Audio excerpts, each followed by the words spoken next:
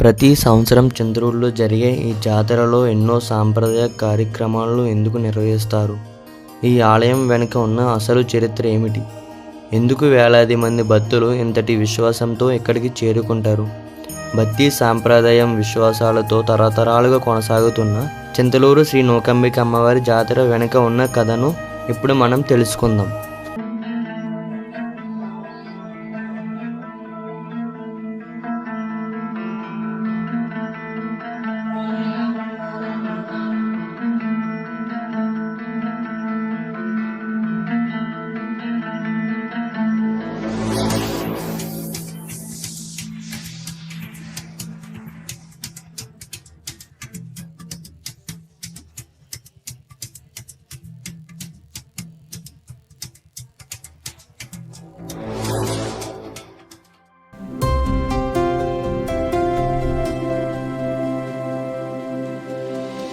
Hi, అందరికీ నమస్కారం. నా పేరు రాజు, మా చింతలూరు.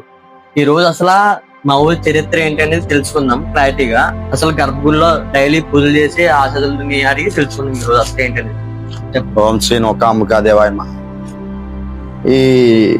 ఈ అమ్మవారు చింతలూరు నూకాంబిక అమ్మవారిని పూర్వం నుంచి అమ్మవారిని కొలవడంతో చాలా ఇదిగా ప్రబలంగా ఉంటది. ఇప్పటికి 4 తరాల నుంచి మేము మా తరాలు, మా నాన్నగారు, మా తాతగారు, మా వాళ్ళ తాతగారు వాళ్ళ తరాల నుంచి కూడా మేము ఇక్కడ అమ్మవారికి సేవ చేస్తూ ఇలాగ గర్భగుడికి అమ్మవారి సేవలు చేస్తూ ఉంటున్నాం. ఇది మాది 4వ తరం అండి ఇది. అయితే ఇప్పుడు అమ్మవారు అంటే పాల చెట్టు త్వరలో వెలిసి పాల చెట్టు త్వరలో వెలిసి ఒకరిపై వాళ్ళు నన్ను జీలికర్ల బండి మీద ఊరేగించండి, అది ఎక్కడ ఇరిగిపోయి పడిపోతుంది అక్కడ అంటినార్లు ఉయ్యాలేసి 3 సార్లు ఒప్పండి, ఏ దిశలో దిగబడిపోతే ఆ దిశలో నాకు గుడి కట్టిందని కోరిందండి. ఇలా చుట్టుపక్కల గ్రామాల 31 ఊరు తిరిగిన తర్వాత ఇలా తూర్పెంపుకు తిరగగానే ఇక్కడ ఇరిగిపోయి పడిపోతే ఇక్కడ అంటినార్లు ఉయ్యాలేసి 3 సార్లు ఊపిన తర్వాత ఈ దిశలో దిగబడితే ఇక్కడే గుడి కట్టారండి. అదే ప్రకారం చుట్టుపక్కల గ్రామాలు 31 ఊరు తిరిగిన తర్వాత మాకు జాతర మొదలుపెట్టిన కోరిందండి ఆవిడ. ఇప్పటికీ పూర్వం ఆచారం ఉంటేనే చుట్టుపక్కల గ్రామాలు 15 ఊర్లు తిరిగి 15 రోజులు ఇక్కడ రోజు జాతర చేసి పైన ఒక రోజు తీర్థం చేస్తారండి ఇక్కడ. అయితే 15 రోజులు చుట్టుపక్కల ఊర్లు తిరిగేదేమో బుట్టగరగా అంటారండి. ఈ 15 రోజులు ఇక్కడ రోజు జాతర చేసేదేమో కొత్త పూలు పాత పూలు అంటారు. అంటే కొత్త పూలు పాత పూలు అంటే ఏంటి అనుకుంటారు. అంటే కొత్త పూలు పాత పూలు అంటే పూల గరగండి, అంటే మోదుగు పూలు అండి. అంటే ఈ కంట్రీలో ఎక్కడ విశిష్టమైనది ఏంటంటే మోదుగు పూలు గరగంటే అదే ప్రధాన గరగండి.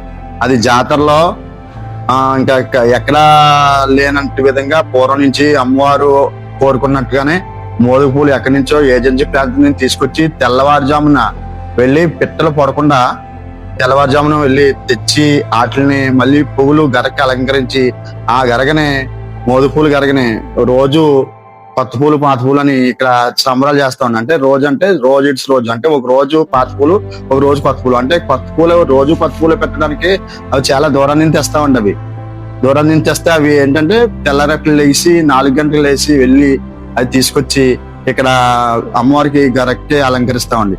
అలంకరించి అది ఒక రోజుకే పనిచేస్తాయండి, 2వ రోజుకి పనిచేయండి.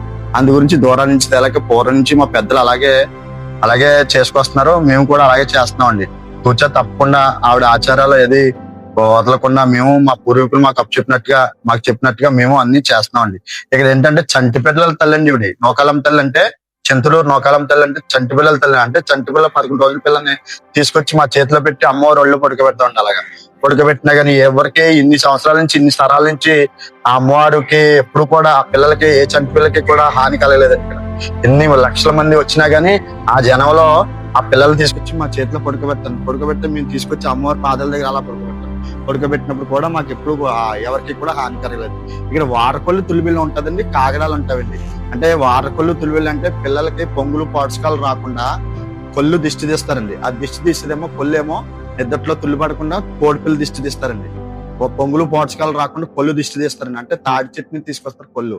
ఆ కొల్లు తీసుకొచ్చి ఇక్కడ చంటి పిల్లలకి దిష్టి తీసి వాళ్ళకి కొల్లు ఇలా తుడిస్తే వాళ్ళ పొంగులు పోషకాలు రాకుండా నిద్దట్లో తుల్లిపడకుండా కోడిపిల్ల దిష్టి తీస్తామండి.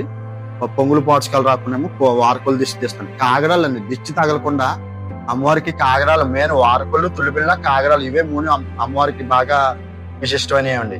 పూర్వం నుంచి వచ్చే ఆచారం ఏంటంటే చంటి పిల్లలకి బాగా కొల్లు, కోడిపిల్ల,